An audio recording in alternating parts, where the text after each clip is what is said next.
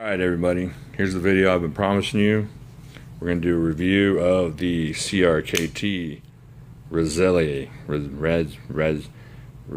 Anyways, no, forget that. Hold on. What we're going to do today is look at the cold steel American Lawman. Here we go, desert tan, and look at this bad boy. American Lawman carbon fiber. No, it's not carbon fiber, I'm lying to you. But look at that sanded down G10, modded that out myself. Me and a buddy did it, and looks pretty if I do say so myself. Anyways, grab one of these cold steels, American Lawman. You're gonna feel it. It's lightweight.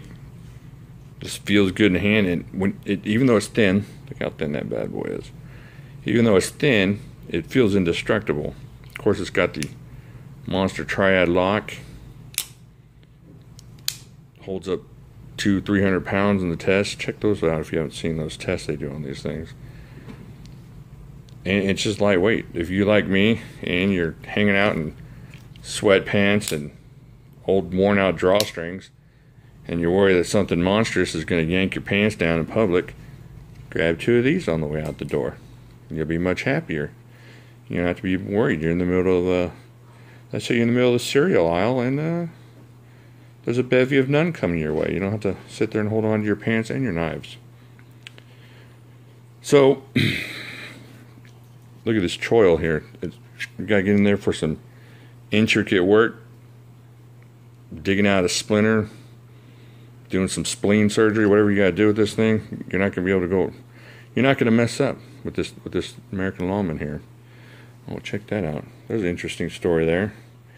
My grandfather picked that up in the war, but we won't talk about that. It's a story about blood and death and divorce, nightmares. Anyways, I'm going to show you how it compares to another popular knife, one that I'm deathly afraid of for obvious reasons. I'm afraid that my parents are going to see the purple lanyard or the pink lanyard on the purple knife and wonder what's going on there. But I'm also afraid because this thing's sharp as heck and that spring freaks me out.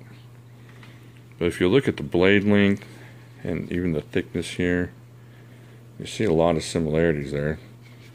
And while this one's maybe a little bit lighter due to the aluminum scales, it doesn't feel just as sturdy as this thing. This thing, you can go out and change a tire with it. That's the only tool you need. I think that's what it says on Cold Steel's website.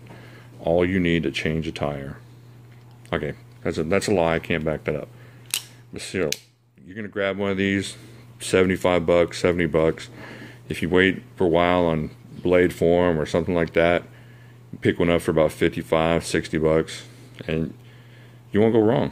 You'll never ever hear somebody regret picking up an American Lawman. Just a good buy, just a great EDC. It's lightweight, and it's almost like the perfect EDC. And you'll have complaints that you can't close it one-handed. Well, if you're careful, give a little shake there, you can close it one-handed. And if you don't mind scars on the backs of your fingers, hey, it's even better. But alright, I appreciate you watching. Thank you for looking at my knives, and I will talk to you later.